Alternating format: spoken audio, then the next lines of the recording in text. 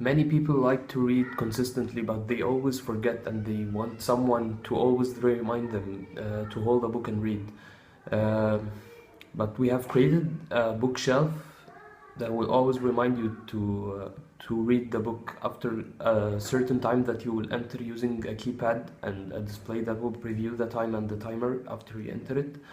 And then when the timer finish counting down, there is a buzzer that will produce a tone and an LED that will light up. And now I'm gonna show you how it works. First, let me introduce the components that we have used. At first, we have the keypad. The keypad was used for entering the hours and minutes required. And then we have the LCD to view some text and the counter while it's counting down. And then we have the the LEDs and the buzzer. And the last thing is the IR object detector sensor. Its functionality is just to detect where if there is a book is placed or not. First, now we have no book placed. The IR sensor is not detecting anything. So what will be displayed on the screen is place a book, and then now it's detecting, so it's gonna print please enter the hours, then press A to confirm. So we are going to leave the hours as 0 just for testing,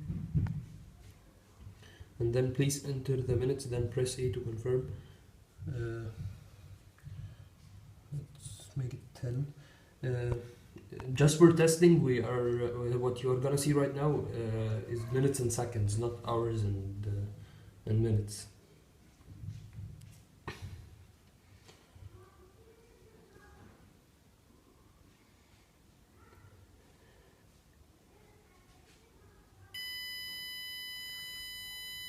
Now the timer have finished, and the screen just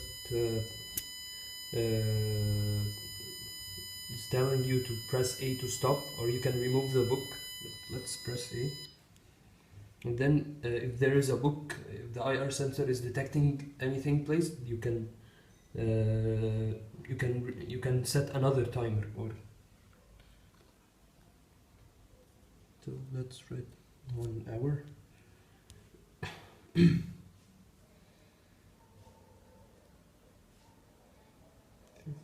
minutes, and here it is.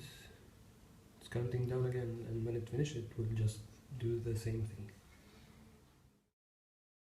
The LCD contains 16 pins, and we are using only 12 of the pins. First, the VSS pin is connected to the ground, and the VDD is connected to the VCC, or the 5-volt pin. And then we have the V-node. The V-node is connected to a 10K potentiometer. It's used for to control the intensity of the screen, the right intensity. The RS also is connected to the ground, and then the enable pin. There is an enable pin that is connected to pin 6 in the Arduino. And then we have the next 4 pins from D4 to D7. These bits receive the data that will be printed on the screen, and they are connected to 4 different pins in the Arduino. Then we have A pin. It is connected with a resistor to the VCC, and the K pin is connected to the ground. That's it. Our second input source is the keypad. It's used to enter the number of hours and minutes required. First, the user is asked to enter the number of hours that he wants. Then he enters the number of minutes. For example, if he inserts 2 at the number of hours and then 30 minutes, if he does not remove the book from the shelf for 2.5 hours, then the buzzer and the LED is going to start. The keypad needs 8 pins in total, 4 to connect the rows and 4 to connect the columns. The 4 pins are divided into 2 digital pins and 2 pulsive pins. The rows are connected to the Arduino through pins 22, 2, 23, and 3, and the columns are connected through pins 4, 24, 5, and 25. Within the code, we have a 2D array that maps the characters of the keypad.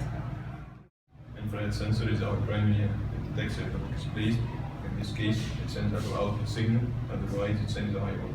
Its connection to the Arduino board are pin 51. With pin 50, VCC and ground.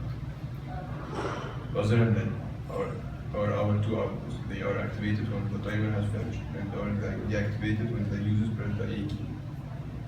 The buzzer is connected to pin 51 and posted for the Arduino board and the other to the ground and the other one to the ground. The LED posted pole is connected to pin 50 and the other pole to the